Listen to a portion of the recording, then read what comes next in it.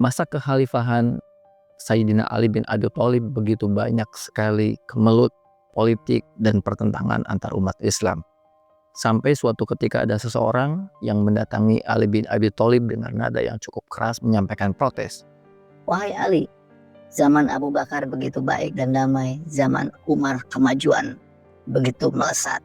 Tetapi di zamanmu ini, umat Islam terpecah belah dan terjadi banyak sekali pertentangan dan permusuhan antara saudara-saudara Muslim." Kemudian Ali bin Abi Thalib dengan tenang menjawab, "Tentu saja saat zaman Abu Bakar, saat zaman Umar, dan saat zamannya Utsman, umatnya seperti aku. Tetapi kini aku sebagai pemimpin umatnya seperti kamu." Jawaban Ali bin Abi Thalib begitu menohok pada orang yang tadi menyampaikan protes. Jadi kebanyakan ketika kita melihat sebuah kemelut politik, ketika melihat sebuah pemerintahan, ketika melihat sebuah masalah, kita selalu melihat bahwa masalahnya adalah di leadership, kepemimpinan. Tapi sebetulnya dalam sebuah tatanan dan seperti negara, kata Samsak Ruzu, negara adalah sebuah kontrak sosial, maka itu adalah hubungan antara kepemimpinan dan kedipimpinan, leadership dan followership. Oleh karena itu, jadi kita harus melihat lebih holistik sebuah masalah. Masalah bukan hanya kepemimpinan, tapi kedipimpinan. Dan kita selama ini diajarkan untuk menjadi pemimpin, tetapi sangat sedikit sebuah training melatih untuk menjadi yang dipimpin. Kita kenal leadership, tetapi kita kurang kenal dengan followership. Bagaimana tentang followership itu? Kita akan bahas di segmen berikutnya. Dengarkan, rasakan, ayo mulai. Tobi Amali yuk menginspirasi. Dari kisah Sayyidina Ali bin Abi Thalib tadi, kita akan membahas tentang satu topik yang sangat penting tetapi jarang dibahas, yaitu tentang followership. Ada 3 hal tentang followership. Yang pertama, selama ini kita kenal dengan leadership tetapi tidak kenal dengan followership. Dan kita mabuk leadership. Di mana-mana kita selalu diajarkan latihan dasar kepemimpinan. Kita dibentuk untuk menjadi pemimpin, kompetitif untuk mengalahkan orang lain, dan untuk menjadi pemimpin saling bersaing bahkan dengan cara-cara yang tidak sehat dan tidak jujur untuk menjadi seorang pemimpin. Dan ketika kita kalah menjadi seorang pemimpin, maka kita akan benci pada pemimpin itu. Demikian juga sebaliknya, ketika kita jadi pemimpin, kita menghabisi orang-orang yang tidak setuju dengan kita. Jadi semuanya dibentuk seolah-olah pemimpin menjadi segalanya. Padahal kalau kita lihat sejarah Indonesia berganti pemimpin, dan pemimpin-pemimpin yang telah lewat itu sudah kita lupakan. Tetapi Indonesia telah survive bahkan dalam kondisi-kondisi autopilot. Jadi sebetulnya sebuah masyarakat bisa bekerja bukan hanya ada pemimpin yang hebat, tetapi juga ada follower-follower, pengikut-pengikut yang hebat. Karena banyak sekali dibuktikan bahwa zaman-zaman yang besar itu bukan hanya pemimpin. Coba ingat, berapa banyak pemimpin-pemimpin yang kita ingat.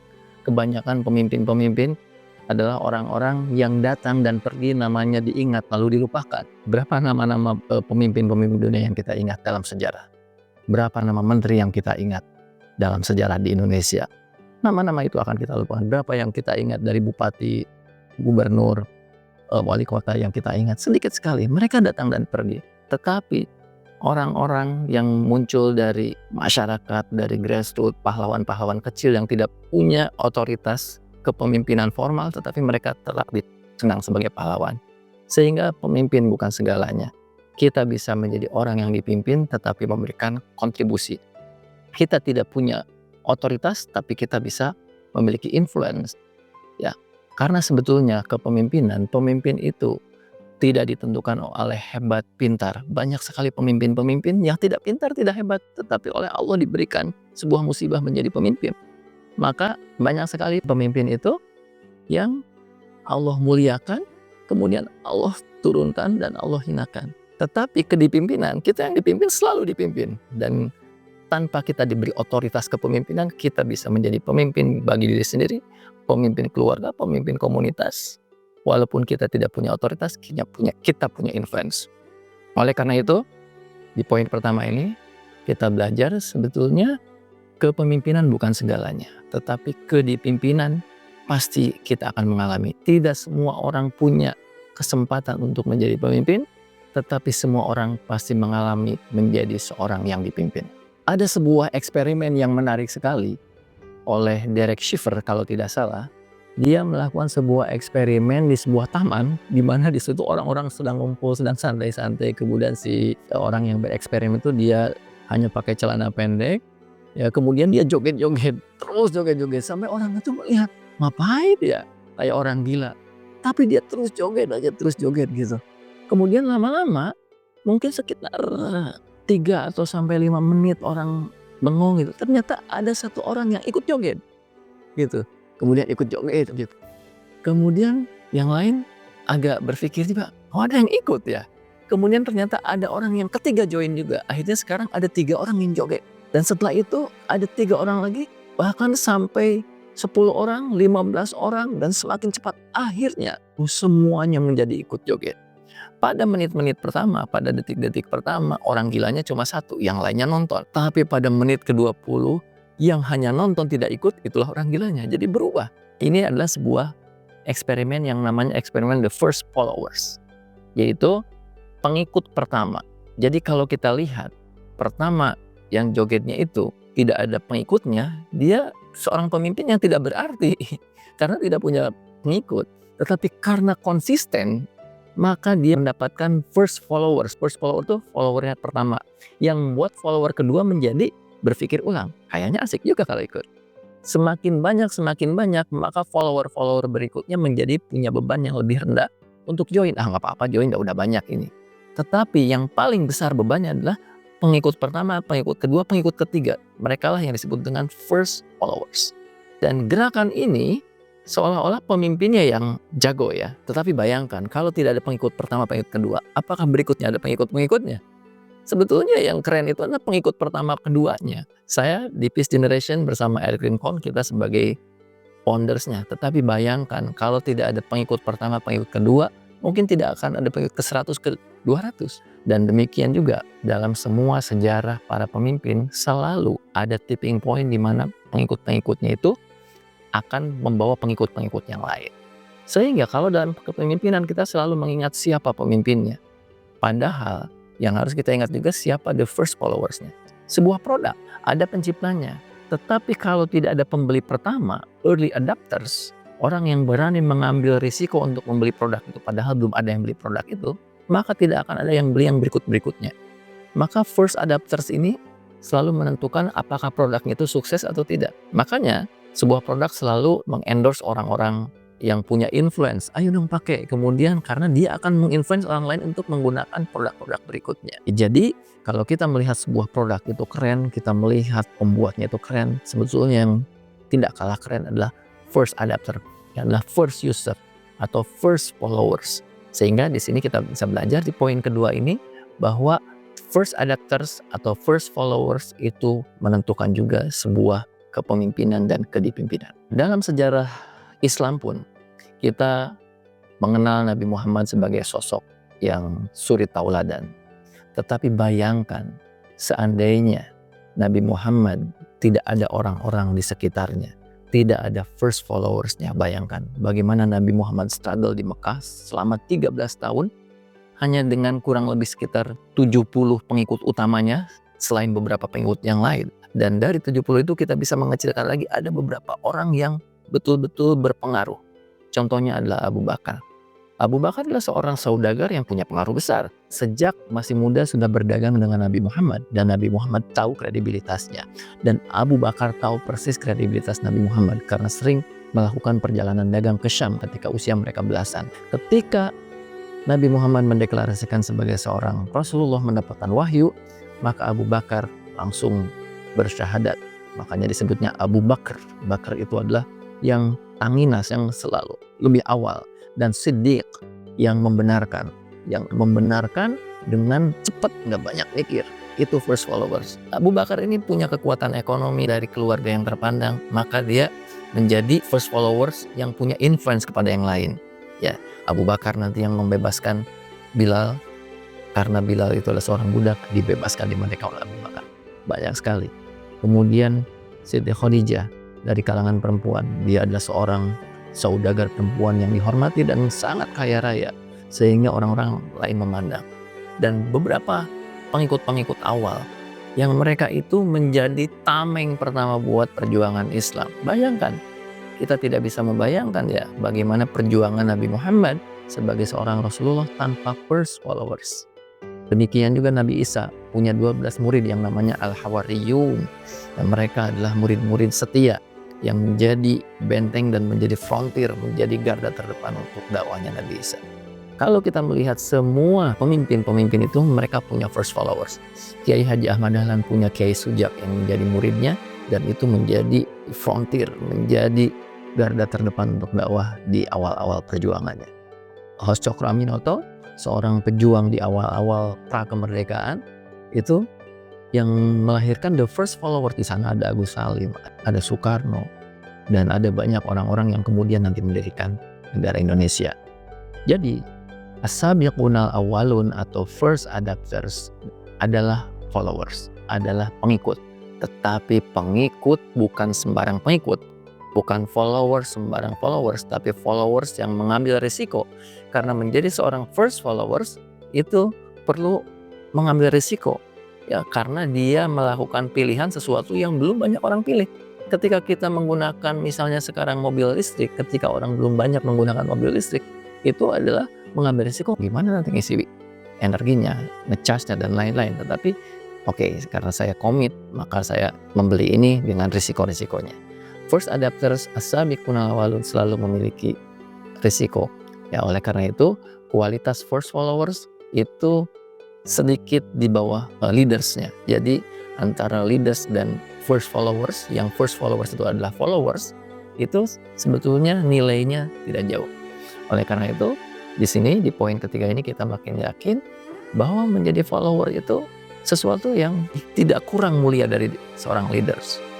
Tetapi jadilah followers yang berkualitas, jadilah followers yang memiliki value. Karena sebuah leadership tidak akan ada apa-apanya tanpa ada followership. Nah, setelah kita tahu 3 poin penting dan strategisnya followers, tentu saja sekarang pertanyaannya gimana jadi seorang followers yang berkualitas, yang menguasai ilmu followership. Bukan saja leadership, tetapi followership. Bagaimana caranya? Ini ada 3 tips untuk kita menjadi high quality followers. Sebelum mendirikan Peace Generation, saya waktu itu ikut banyak sekali organisasi-organisasi perdamaian, karena di situ saya belajar bagaimana melihat sebuah organisasi dijalankan. Sebelum saya membuat perusahaan sendiri, saya juga menjadi seorang karyawan di sebuah perusahaan. Jadi untuk menjadi seorang leaders, kita harus belajar dulu jadi followers. Bagaimana menjadi seorang followers adalah kita support leaders-leaders yang ada. Begitu banyak orang-orang yang punya leadership, punya inisiatif, walaupun sebetulnya dalam hati kita, saya bisa seperti mereka. Tetapi kita harus merendahkan ego kita, kita support gagasan-gagasan mereka. Waktu itu sebelum mendirikan pesantren, ada teman saya membuat pesantren dan dia pesantrennya keren sekali. Waktu itu saya support dia. Ada donasi, saya donasi walaupun sekecil mungkin. Ya, jadi kita ikut dukung gagasan-gagasan orang-orang yang punya leadership dan punya gagasan. Karena suatu ketika kita di posisi dia, maka kita perlu punya orang-orang yang menjadi supporter. Ya, jadi tips pertama adalah support gagasan-gagasan, dukung para leaders, dan jadilah followers buat mereka. Sehingga kita bisa belajar dari mereka. Nanti suatu ketika kita menjadi leaders, maka kita pun akan mendapatkan followers seperti sebagaimana kita menjadi follower bagi leaders. Yang kedua, setiap leaders perlu pengorbanan-pengorbanan. Selain pengorbanan dari dirinya, juga pengorbanan dari supporter-supporternya. Ada pengorbanan waktu, ada pengorbanan dana. Ada satu rumah yatim di Bandung, dibangunnya keren sekali. Ternyata ketika dilihat siapa yang berdonasi, kebanyakan ternyata anak-anak SMA. Ketika di print, itu mereka donasinya itu 50.000, 100.000 gitu. Tidak berarti karena gedungnya itu nilainya miliaran. Tetapi nilai itu kelihatan tidak berarti ketika dikumpulkan besar sekali. Ya, banyak sekali orang yang menganggap rendah atau menganggap kecil donasi-donasi kecil. Tetapi ketika semua orang, ada 1.000 orang yang punya kepedulian untuk mengorbankan dirinya demi mendukung sebuah gagasan, akhirnya jadi. Oleh karena itu jangan pernah menganggap kecil pengorbanan kita untuk sebuah gagasan. Oleh karena itu nomor 2 ini, donasikan apa yang bisa kita donasikan. Jadi donatur sekecil apapun. Atau yang kedua, tenaga kita, jadilah volunteer. Sekarang ada Indo Relawan.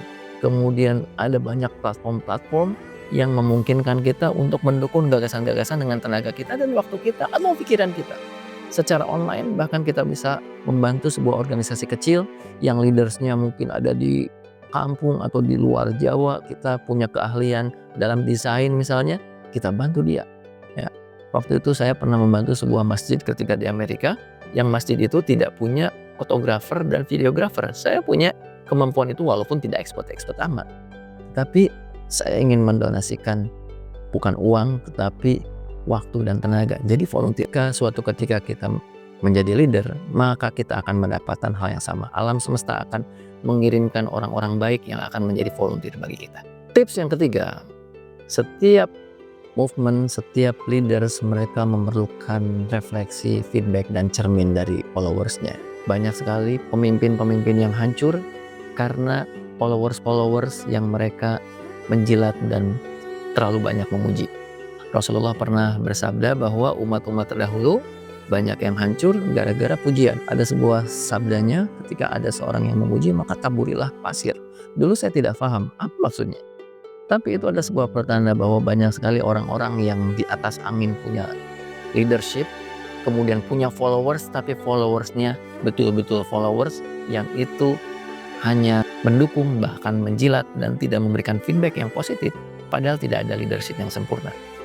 Dan leadership itu akan terus bergulir menjadi leadership yang baik jika mendapatkan feedback yang cukup. Oleh karena itu, ketika kita jadi followers, maka kita harus punya keterampilan untuk memberikan feedback. Ya, dengan memberikan feedback yang konstruktif. Kalaupun itu disebut kritik, tapi kritiknya yang konstruktif. Bukan lahir dari kebencian, tetapi lahir dari cinta dan lahir dari keinginan untuk memperbaiki. Karena suatu ketika kita akan pada posisi yang sama, ada pada posisi pemimpin, maka kita memerlukan feedback. Jangan sampai suatu ketika seolah-olah semuanya baik, tidak ada kritik, tidak ada masukan soal baik. Tiba-tiba ketidakadilan terjadi, maka akan terjadi bom waktu yang membuat leadership itu tumbang. Begitu banyak rezim-rezim yang akhirnya hancur karena mereka terus menutupi dan membungkam suara-suara kritik. Oleh karena itu, ketika menjadi seorang leaders, jangan anti kritik. Dan ketika kita menjadi followers, berikanlah kritik dengan baik. Kritik yang baik adalah kritik yang betul-betul bisa memperbaiki seorang, bukan melukai personalnya. Imam Syafi'i pernah menyampaikan sebuah nasihat tentang nasihat. Jadi mungkin ketika itu ada seseorang yang memberikan kritikan kepada Imam Syafi'i, kemudian Imam Syafi'i mengatakan, nasihatilah aku ketika aku sendirian, dan jangan nasihati aku ketika di depan umum. Ketika kita memberi nasihat atau ketika dinasihatin di depan umum, maka orang tidak melihat nasihatnya, tetapi melihat harga diri atau dignity seorang yang diberi nasihat. Itu adalah sebuah adab bagaimana kita memberikan nasihat pada seseorang, karena yang dilihat bukan hanya nasihatnya saja, tetapi cara memberi nasihatnya dan bagaimana impresi nasihat itu nanti diterima oleh orang yang diberi nasihat atau orang yang menyaksikan nasihat itu. Tentu saja kita harus tahu bagaimana psikologi ketika komunikasi. Tetapi berbeda kondisinya dengan pemerintah misalnya. Dengan orang-orang yang sudah secara publik kita berikan kepercayaan. Maka rakyat punya hak untuk memberikan nasihat atau memberikan kritik secara publik juga. Yaitu dengan media, dengan kanal-kanal yang sudah tersedia. Apalagi sekarang dengan media sosial. Setiap orang punya hak untuk memberikan kritik dan nasihat kepada pejabat-pejabat publik yang secara publik telah dipilih. Itu adalah kontrol sosial. Dan tetapi tentu saja kita harus punya strategi bagaimana agar nasihat-nasihat itu betul-betul menjadi nasihat dan menjadi kritik. Tidak menjadi sebuah polemik dan akhirnya menjadi perpecahan. Itu semua ada seni, dan seni itu kembali pada kebijakan kita masing-masing. Dan sebuah negara akan bekerja, berjalan, atau sebuah komunitas, sebuah organisasi, sebuah perusahaan akan bekerja bagaimana hubungan baik atau hubungan yang sehat antara leaders dan followers. Oleh karena itu, di episode ini saya kembali menekankan bahwa selama ini kita mabuk leadership, kita ingin selalu menjadi pemimpin, bahkan sampai sikut-sikutan jadi pemimpin. Ketika kita menjadi pemimpin, kita menjadi anti kritik dan menghilangkan orang-orang yang dipimpin yang seolah-olah tidak setuju dengan kepemimpinan kita. Atau sebaliknya. Sehingga kepemimpinan menjadi salah satu pola yang sangat-sangat kompetitif. Padahal Allah hanya memilih segelintir orang menjadi pemimpin. Dan orang-orang yang dipilih menjadi pemimpin adalah orang yang Allah muliakan, tetapi suatu ketika Allah bisa hinakan juga, hilang kepemimpinannya. Tapi setiap orang pasti pernah menjadi orang yang dipimpin. Oleh karena itu, keterampilan followership jauh lebih krusial, jauh lebih penting, jauh lebih dibutuhkan oleh semua orang daripada kemampuan leadership.